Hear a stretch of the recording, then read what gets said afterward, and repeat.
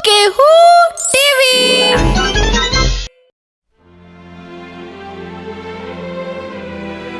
गोटे बणरे सिंह,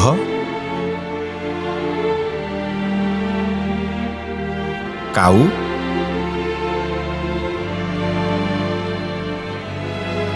एवं बिलुआ सांग होई रहुथिले। तीन जनक भितरे थिला बहुत भल बंधुता। जणे अन्य जनक क्षणे न देखिले रही पारु नथिले। सिंह शिकार करि आणे, बिलुआ आउ काऊ ताकू आराम रे खांती। से दुहिंकु किछि काम करिबाकू पड़ी न थाए।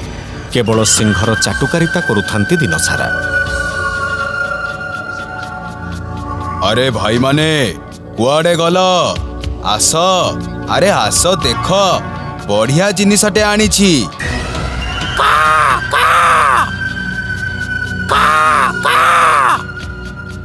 मैत्रे कौन आनिछ बा? मैत्र आसिलनी की? एई नियो खाओ, पेट पुरेई खाओ। तमे थिबा जाए हमर चिंता कौन म? आमे दिन राति खाली मौज करिबु। हाँ, पशु पक्षींकर आउ चिंता कौन जे? पेट को गंडाए दाना मिलिले कथा सरिला। जे पर्यंत महाराज अछंती आमे काहे कौन चिंता करिबु? हेले काली सकाळे जति महाराज हम हाथ छाड़ी देबे कौन करिबा कहिलो? अरे बाबा, आजी कथा आजी चिंता कर। वर्तमान बंचिबा शिख, भविष्यत कथा चिंता करनी। हेले गोटे कथा मने रख, जे पर्यंत मु अछि से पर्यंत तमर कौनसी क्षति हब नाही।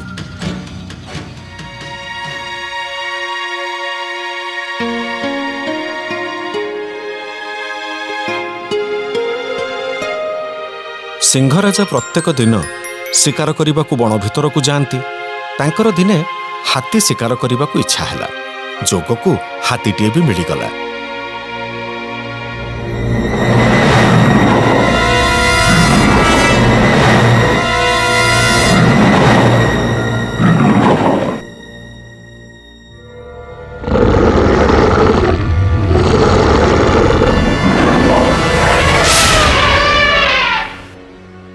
हेले हाथी को शिकार करिबा बेले सिंहराज आहत हेले।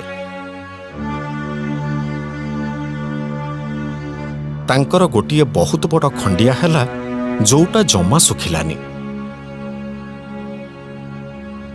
मैत्र, तमे माने देखि पारुछ ना, ए घाटा केमिति दिन को दिन बढ़िबारे लागिछि। मते लागुछि ए घा आउ सुखिबनी। हेले मु गोटे कथा सुनिछि, एमिति खंडिया पई जदि ओटो मांस खाई परिबे ताहले घाटा जल्दी भलो होई जिवो। हेले एइटा तो बण, ओटो एठी कोठी मिलिबो?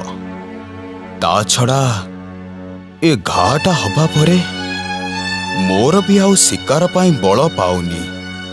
व्यस्त हुअन्तुनी महाराज, मु काली आपन को ओटो मिलिबो कि नै कहूछि।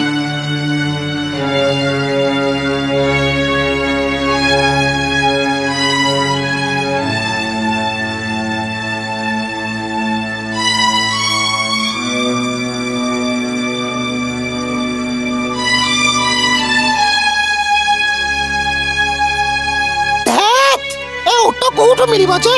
मोर काहे कि असंभव मने हेउछि।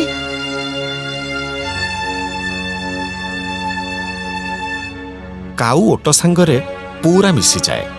आउ ताकू सत मिछ कही ता सांगरे बंधुता स्थापन करे। जानिछ, ए बणर राजा हेउचंती सिंह महाराज। मु आउ बिलुआ होउछु तांकर खास सांग। आज तमे मोर सांग होई गला, तेनु सेमेने भी तमरो सांग होई जिवे। हेले सिंह को देखिले तो मते भारी डर माडे। से तो देखिबा मात्रे मते खाई देबे। तमे जो कथा कहउछ ना, सेमिति हेइथिले महाराज तो हम दे जण को भी मारी खाई देई थांते। सुन, महाराज को पाखरे रहिले तुमको बणर अन्य पशु माने आखि उठाई चाहिबा को साहस भी करिबेनी, बुझिला? सत्य कथा तो मु एक कथा आगुरु केबे चिंता करि नथिली।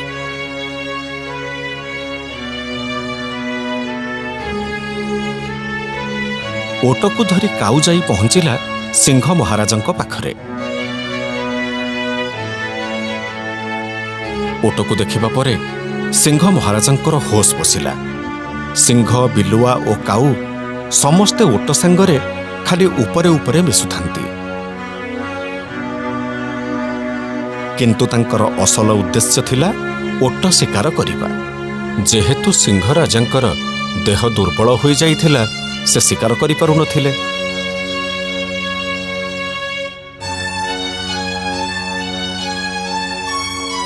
ଥରେ ବଣରେ ଅକାଳ ପଡ଼ିଲା। ବର୍ଷା ହେଲାନି। ସବୁ ପଶୁପକ୍ଷୀ ବଣ ଛାଡ଼ି ଚାଲିଗଲେ।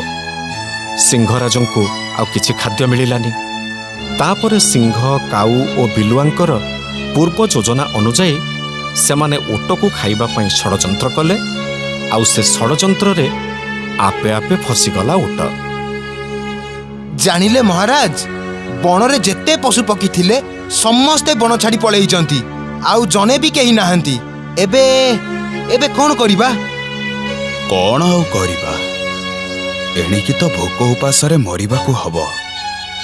ମୋର କାହିଁ ଆଉ ବେଶୀ ଦିନ ଲାଗୁନି। ଇଏ କି କଥା କହୁଛନ୍ତି ମହାରାଜ?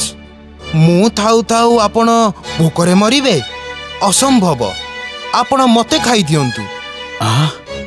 ଇଏ କ'ଣ କହୁଛ ମିତ୍ର? ସେ ଠିକ୍ କହୁଛନ୍ତି ମହାରାଜ। ଆମେ ବା ମୈତ୍ର। ଆମେ ଥାଉ ଥାଉ ଆପଣ କଷ୍ଟ ପାଇବେ। ଆମେ ସହିବୁ କେମିତି? ଜୀବନ ସାରା ଆପଣ ଆମକୁ ଖାଦ୍ୟ ଖୁଆଇ ବଞ୍ଚାଇଛନ୍ତି, ଆଉ ଆଜି ଏ ଦୁର୍ଦିନରେ ଆମେ ଆପଣଙ୍କୁ ଛାଡ଼ିଦେବୁ? ଆପଣ ବିଲୁଆ ମୈତ୍ରଙ୍କୁ ଛାଡ଼ନ୍ତୁ ମହାରାଜ, ଆଗ ମତେ ଖାଇଦିଅନ୍ତୁ। ଏ କଥା ଯେ ଓଟକୁ ଫସେଇବା ପାଇଁ ଥିଲା, ତାହା ଓଟ ବୁଝିପାରିଲାନି।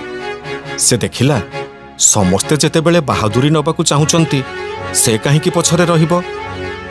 ସେ ବି ସିଂହ ମହାରାଜଙ୍କୁ ତାକୁ ଖାଇବା ପାଇଁ ଅନୁରୋଧ କଲା। ଦେଖନ୍ତୁ ମହାରାଜ, ମୁଁ ହେଲି ସବୁଠୁ ବଡ଼ ପ୍ରାଣୀ।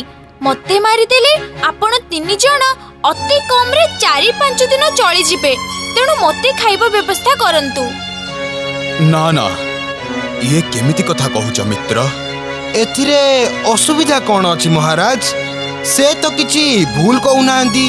ଆରେ, ମୁଁ କିଛି ଭୁଲ ଭାଲ କହିଦେଲି କି?